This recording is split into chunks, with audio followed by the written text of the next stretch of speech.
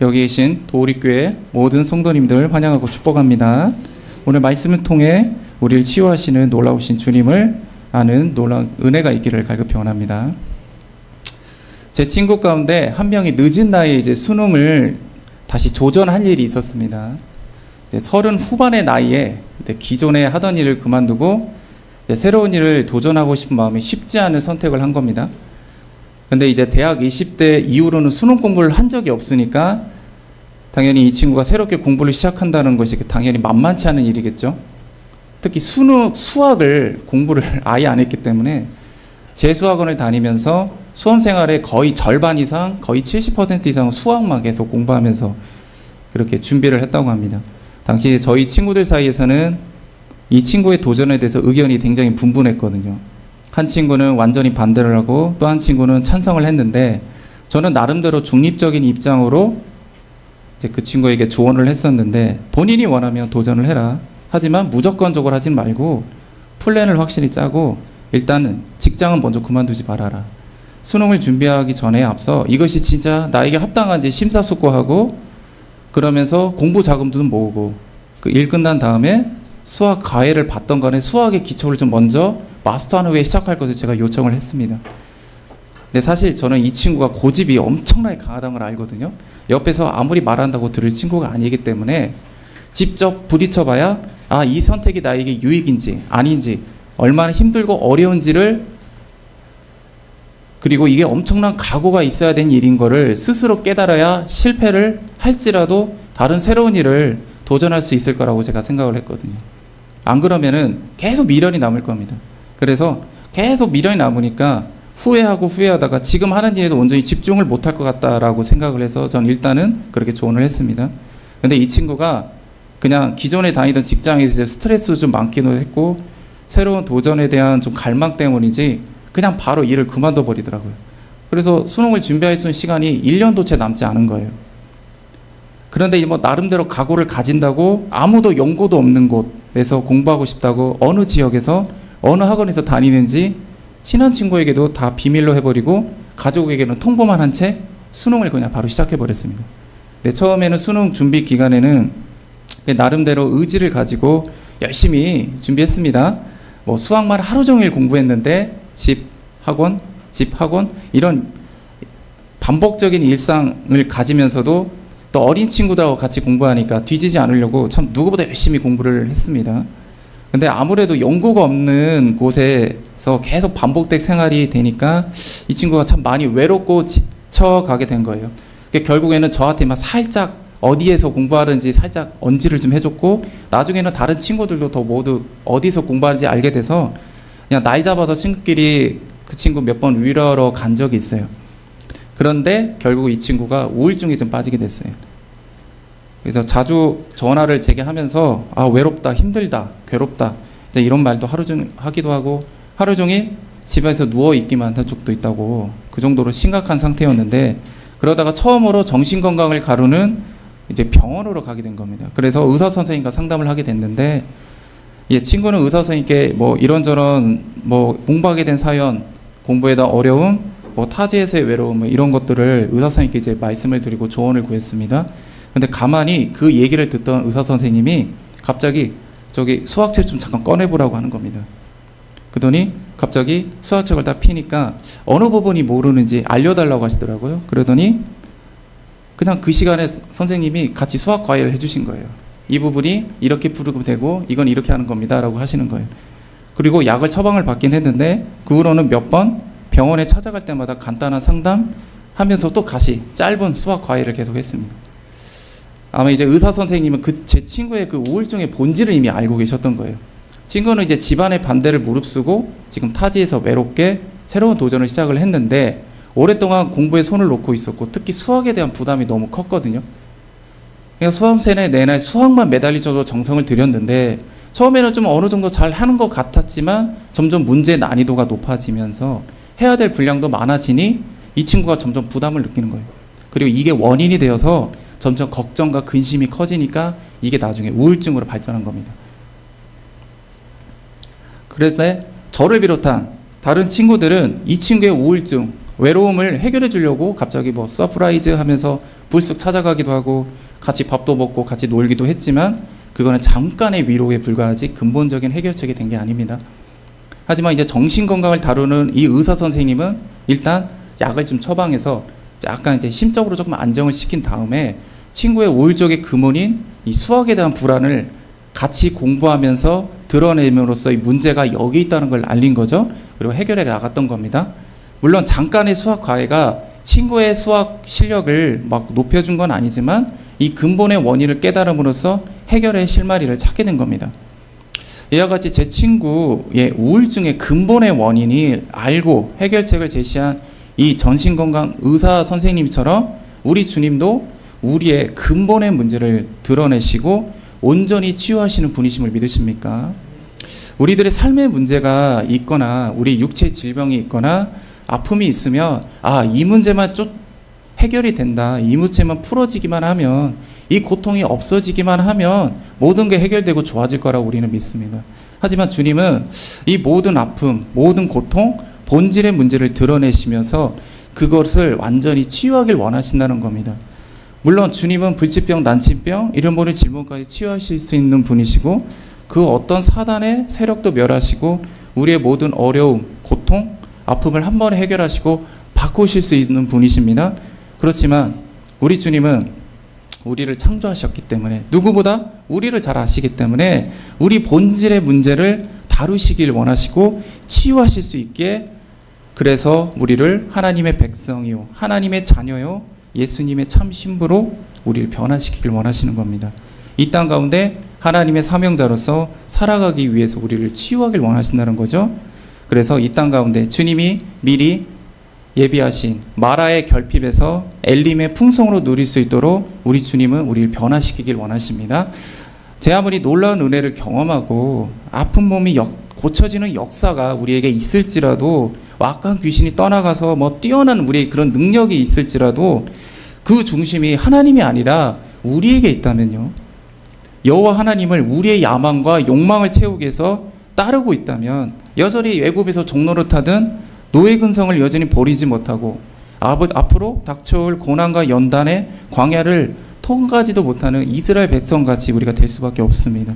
우리가 주님과 함께하는 이 기쁨, 풍성함을 누리지도 못할 거고 매일매일 갈증을 경험하며 불평불만하고 천국 백성으로서 예수님의 신부로 살아갈 수 없게 될 겁니다.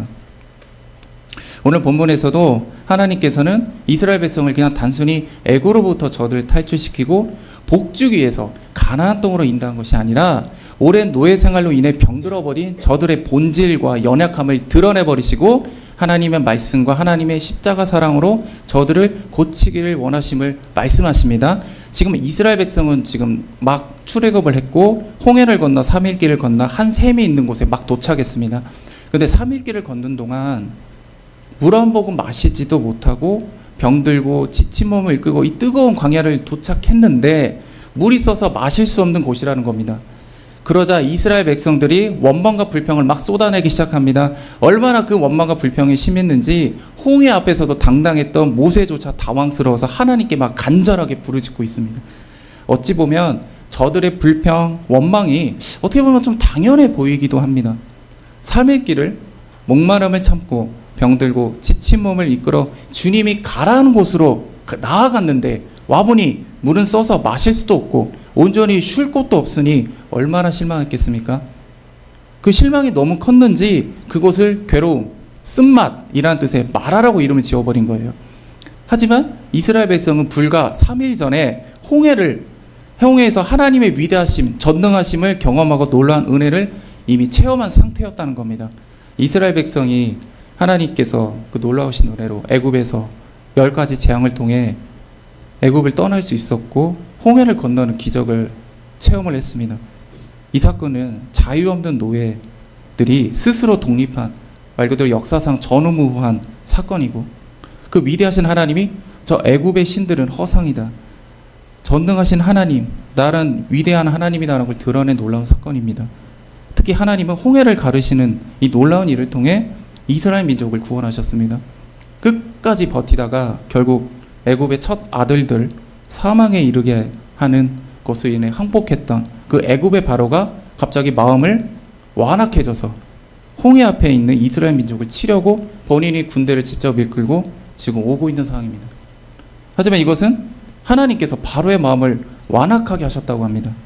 이것은 이스라엘 백성뿐 아니라 애굽 사람들도 여호와 하나님이 누구인지 알게 하게 하시기 위한 하나님의 역사하심이라고 합니다. 이스라엘 민족의 위기가 지금 코앞에 닥쳐온 이 다급한 상황 속에 출애굽기 14장 13절 말씀에 모세는 담대하게 너희는 두려워하지 마라. 가만히 서서 여호와께서 오늘 너희를 위해 행하시는 구원을 볼지어다 라고 선포하면서 들고 있던 지팡이를 홍해바다를 향해 내리칩니다. 우리는 보통 이제 애니메이션이나 영화에서 보면은 이게 극적인 연출을 위해서 이게 딱 바다에 이게 지팡이를 내리치자마자 홍해바다가 멋있게 쭉 하고 갈라지는데, 실제로는 애국과 이스라엘 진 사이 이제 불과 구름 기둥이 이렇게 딱 가로막고 밤새도록 큰 돌풍이 이게 불어가지고 바닷물이 이렇게 갈라졌습니다. 갈라지게 돼서 바다가 마른 땅이 된 사건입니다, 사실. 그래서 이스라엘 백성은 이 홍해바다를 안전하게 건너가게 됩니다. 그리고 모두 건넜을 때 갑자기 가로막혀 있던 불과 기름의 진이 사라지니까 바로 군대가 그때서야 그들을 쫓는 거죠. 그리고 홍해바다를 건너려고 할 새 갑자기 바다가 원래 상태로 돌아가 버렸고 바로의 군대는 모두 수장되는 놀라운 일이 일어납니다. 그렇게 이스라엘을 구원하셨습니다. 주님은 애굽을 치신 주님의 권능을 보고 두려워하였죠. 여호와 하나님의 종 모세를 믿게 됩니다. 전혀 기도할 수도 없었고 불가능하게 보였던 이 상황을 여호와 하나님께서 놀라운 은혜로 행하신 겁니다. 그리고 이스라엘 백성들은 여호와 하나님을 찬양합니다. 하나님에 대한 신앙 고백, 승리에 대한 노래, 그리고 교만하고 욕망을 채우던 그 대적자들, 그들을 말하고 하나님의 행적, 한결같은 사랑과 구원, 그리고 주님의 권능, 영원한 통치를 정말 노래합니다. 그 외에는 예언자 미리암과 여인들이 함께 춤도 추고 또 주님의 능력을 또 찬송합니다. 이런 놀라운 은혜가 있습니다. 이런 멋진 고백도 합니다. 그런데 순간에 목마름 때문에, 즉 결핍이 찾아오니까, 고난이 찾아오니까 저들은 그 은혜를 잊어버렸습니다. 그리고 아버지 하나님과 모세에게 원망을 쏟아내버립니다. 이것은 하나님께서 의도적으로 이스라엘 백성을 마라로 인도하셔서 그것을 드러내신 겁니다. 불과 3일 전에 그 놀라운 구원을 받았던, 맛보았던, 하나님의 전심으로 기뻐하고 찬송했던 이스라엘 백성이 순간에 찾아오는 결핍과 시련 견디지 못하고 불평을 쏟아낸 것은 너희들 안에 연약함, 어리석음, 의도적으로 주님이 드러내신 겁니다. 그렇다면 주님은 이스라엘 백성에게 왜 이 연약함을 드러내심으로써 무엇을 치료하길 원하셨고 어떻게 변화시키길 원하셨을까요?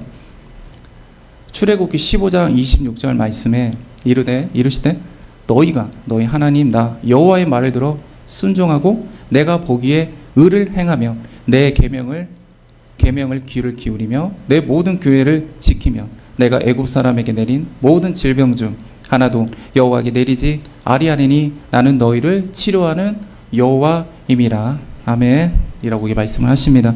하나님께 순종하고 하나님이 주신 율례와 율법을 잘 지키면 우리를 치료하실 거라는 하나님의 약속입니다.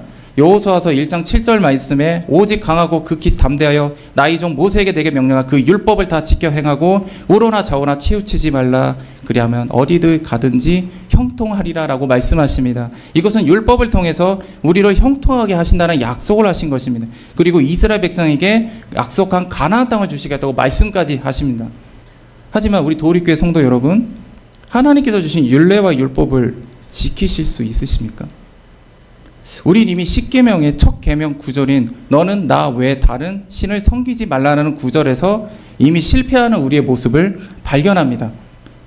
아니, 저는 다른 종교 믿지도 않고 열심히 그냥 교회 다니고 예수님 믿는데요 라고 의문을 표할 수도 있겠지만, 우리들은 교회 안에서 거룩하고 예수님만 바라보는 것 같아도 우리가 세상으로 돌아가면 세상 사람들처럼, 아니면 애굽 사람들처럼 물질의 신, 권력의 신, 명예의 신 등의 이 우상을 섬기며 살아가는 모습을 우리는 쉽게 발견할 수 있습니다. 물질, 권력, 명예, 이거에 대해 자유할 수 있는 성도님이 몇이나 되십니까? 즉 우리는 율법과 율례를 계속 지킬 수가 없습니다. 아니, 하나님께서 지킬 수도 없는 것을 주시고 이거 지키면 내가 너 치료할 거야, 형통하게 할 거야 라고 거짓말하신 것입니까?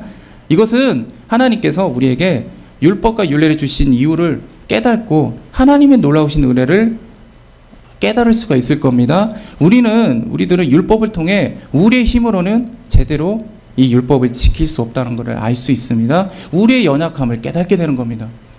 우리들은 하나님의 도움 없이는 제대로 율법을 지킬 수가 없다는 것을 알 수 있습니다. 그리고 율법을 지키지 않음으로써의 그 죄도 주님은 우리를 용서하심으로써 주님의 그 사랑과 긍휼하심을 또 깨달을 수가 있습니다. 무엇보다 이 율법을 통해서 우리가 죄인이구나.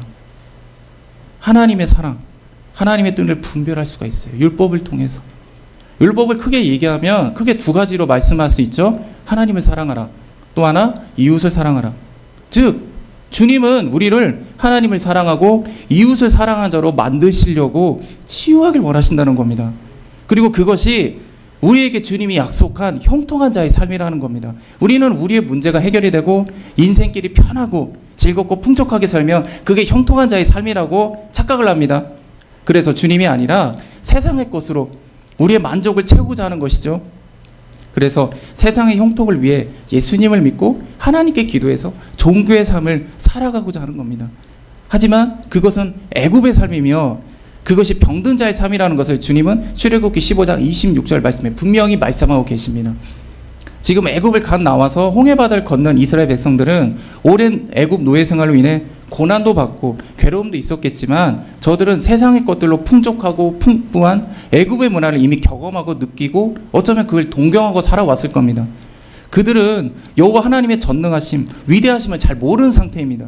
그리고 하나님의 백성이 된다는 거, 하나님이 우리의 왕이 된다는 게 저들은 그것을 무엇인지 잘 이해하지 못하고 있습니다. 그래서 하나님께서는 마라라는 쓴물이 있는 곳으로 인도하셔서 결핍을 통해 저들의 불평과 불만을 드러내신 겁니다. 하나님은 이와 같이 본질적인 문제와 병든 것을 고치시고 하나님을 믿고 신뢰하게 만들어서 하나님을 살아가는 거룩한 백성으로 하나님과 함께하는 삶이 얼마나 풍성한 삶이며 풍족한 형통한 삶이란 것을 깨닫는 이스라엘 백성이 되시길 원했던 겁니다. 그리고 이웃을 사랑하여 하나님의 사랑을 흘려보내는 사명자로 변화되시기를 원하셨습니다. 여기 계신 모든 도우리교회 성도님들은 거룩하신 하나님의 선택으로 이곳에 오게 되셨습니다. 삶 속에서 아마 주님의 그 놀라운 은혜도 받으셨겠지만 여전히 해결되지 못한 고통과 아픔도 있었을 것이고 육체의 질병과 괴로움이 여전히 해결되지 못할 수도 있습니다. 하지만 그것은 도우리교회를 통해 주님께서 우리를 하나님께 믿음으로 신뢰하며 하나님을 사랑하고 이웃을 사랑한 자로 치료하고 고치시기 위함을 믿으시길 원합니다. 예수님께서 공생의 기간 동안 수도 없이 귀신도 쫓아내고 수많은 병든 자를 고치셨습니다. 그런데 주님은 그들을 치료하실 때 너희들이 치료되었다라고 하지 않으시고 너희의 믿음이 너를 구원하였다라고 하십니다. 그것은 주님이 우리의 육의 질병 그리고 우리 고통만을 치유하는 것이 아니라 혼과 육까지도 같이 치유하길 원하셨다는 것이고 그것을 통해서 하나님을 진심으로 믿고 신뢰하고 사랑하고 또 이웃을 사랑하는 섬기는 자로서 변화시켜서 예수님을 따르는 진정한 제자로 만드시기를 원하셨기 때문입니다. 여기에 계신 모든 도우리교회 성도님들도 힘들고 아프고 지친 상황 속에서도 하나님의 인도하심의 섭리를 믿으시고 하나님을 사랑하는 자 그리고 이웃을 사랑하는 자의 사명자로 온전히 치유되고 변화되시는 하나님의 은혜가 있으시기를 간절히 원합니다. 그렇다면 우리는 주님께서 원하시는 하나님을 사랑하고 이웃을 사랑하는 자로 치유되기 위해서는 어떻게 나아가야 하겠습니까? 그것은 먼저 예수님의 십자가를 순종으로 의지하시기를 원합니다. 이사야서 53장 5절 말씀입니다. 그가 찔림은 우리의 허물 때문이요 그가 상함은 우리의 죄악 때문이라 그가 징계를 받음으로 우리는 평화를 누리고 그가 채찍 맞음으로 우리는 나음을 받았도다. 아멘. 하나님께서 우리를 치유하시는 방법은 오직 한 가지밖에 없어요. 그것은 바로 십자가입니다. 주님은 우리의 죄만을 십자가에 통해 짊어지신 게 아니라 우리의 질병, 고통, 아픔 그리고 우리의 연약함까지 이미 모두 짊어지셨습니다. 그 덕분에 우리는 평화를 누리고 나음을 입었다고 말씀하십니다. 그리고 이 사실을 믿음으로 우리 삶 가운데서 주님의 역사가 일어나고 변화의 치유가 있어서 우리도 이제 주님의 십자가를 같이 지고 나아갈 수 있다는 겁니다. 출애굽기 15장 25절 말씀에 모세가 여호와께 부르짖었더니 여호와께서 그에게 한 나무를 가리키시니 그가 물에 던지니 물이 달게 되었다라고 말씀하십니다. 보통 해석하기를 이 나뭇가지를 십자가를 상징한다고 말합니다. 그리고 이 나무를 통해 물이 달게 되었다라고 하는데, 이는 마라의 쓴물, 즉 물이 나무까지, 즉 십자가를 통해 생명이 깃들어서 마실 수 있는 물로 변화됐다는 것을 의미합니다. 여기서 말하는 것, 쓴물, 죽은 물, 즉 이것은 우리의 연약함, 교만, 욕심, 욕망이라는 병들고 죽음이라는 것을, 이 병들고 죽음이라는 것인데, 나무까지, 즉 생명의 십자가를 통해 우리 안에 진정한 생명이 깃들고 주님을 우리 안에 모시고 우리의 자아를 십자가에 못 박고 하나님의 우리의 왕이 되셔서 우리를 통치하시고 다스리시는 진정한 치유가 일어난다는 겁니다. 쓴물, 죽은 물에 나뭇가지를 던지라는 다소 이해할 수 없는 명령을 모세는 주님께 순종함으로 물이 변화되는 놀라운 역사를 경험하게 됩니다. 이것은 주님께 순종함으로 십자가를 붙잡는다면 역사가 일어날 수 있다는 겁니다. 단순히 나뭇가지에 무슨 능력이 있겠습니까? 본래 십자가도 죄인의 상징이었습니다. 하지만 하나님의 말씀에 순종하였기 때문에 그 십자가를 죄 없으신 예수님이 지셨기 때문에 마실 수 있는 물로 변화되고 우리는 구원을 받을 수 있게 되는 겁니다. 이는 마치 예수님의 그 첫 기적, 물이 포도주로 바뀌는 사건과 좀 비슷합니다. 이스라엘 백성이 3일길을 걸으면서 결핍이 일어난 것처럼 이 혼인잔치도 3일간의 혼인잔치 속에서 포도주가 다 떨어지게 됩니다. 근데 불평불만했던 이스라엘 백성과 달리 예수님의 어머니이신 마리아는 예수님께 포도주가 떨어졌다고 도움을 요청한다는 겁니다. 그리고 예수님의 말씀에 순종함으로 하인들은 물 항아리에 물을 가득 채움으로써 이 물이 포도주로 바뀌는 놀라운 기적을 보게 됩니다. 포도주를 예수님의 피의 상징으로 보기도 하잖아요. 아무것도 아닌 맹물이 순종함으로 생명으로 변했다는 것입니다. 불과 얼마 전까지만 해도 애굽 땅에 10가지 재앙을 내릴 때 애굽의 바로는 불순종하였습니다. 하나님이 나일강이 피로 변하게 해서 마실 수 없는 물로 만들어 버리셨거든요. 즉 순종은 생명이지만 불순종은 죽음이라는 것을 교차로 보여주는 사건입니다. 그래서 우리가 진정으로 치유되기 위해서는 순종함으로 생명이신 예수님의 십자가를 바라보고 의지해야 하는 것입니다. 도우리교회 성도 여러분, 우리 안에 마라와 같은 아마 연약한 상처, 쓴뿌리 있으십니까? 교만과 욕심, 나의 중심된 것들도 모두 주님의 십자가 앞에 모두 내려놓으시길 원합니다. 하나님을 사랑하고 겸손하고 온유함으로 치유받으셔서 이웃을 사랑하고 또 섬기는 사명자로 온전히 변화되시길 원합니다.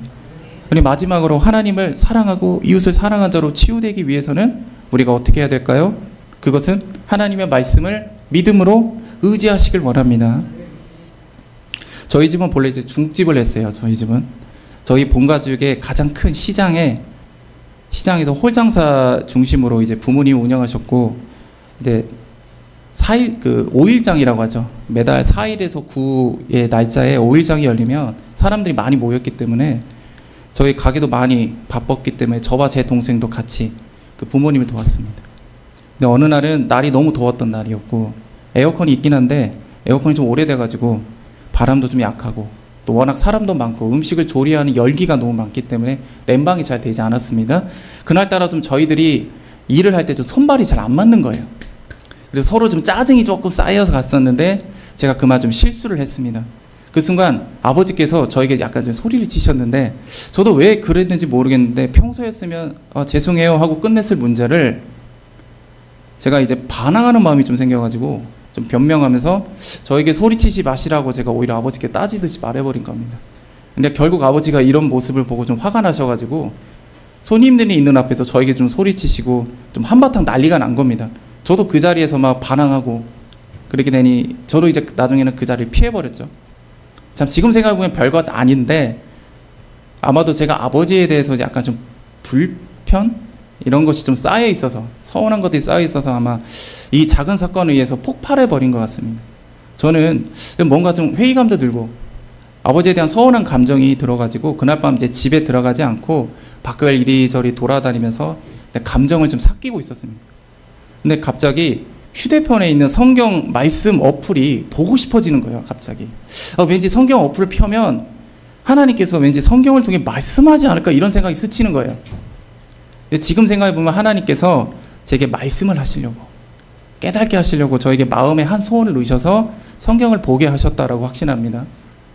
그래서 성경 어플 말씀 딱 키니까 순간 읽게 된 말씀이 마태복음 7장 9절에서 11절 말씀이었습니다.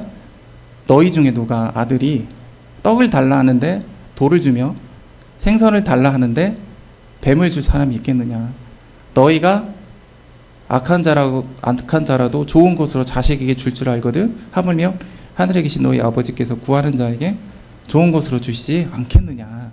이 말씀이 뜨는 거예요. 갑자기 내가 갑자기 왜 이 말씀이 나오는지 저 잘 모르겠는데 우연이라기에는 너무 현재상하고 절묘하게 너무 맞는 구절이니까 저는 순간 뭐가 머리가 띵하게 맞는 것처럼 가만히 말씀 묵상하고 낮에 있었던 일을 굉장히 반성하게 됐습니다.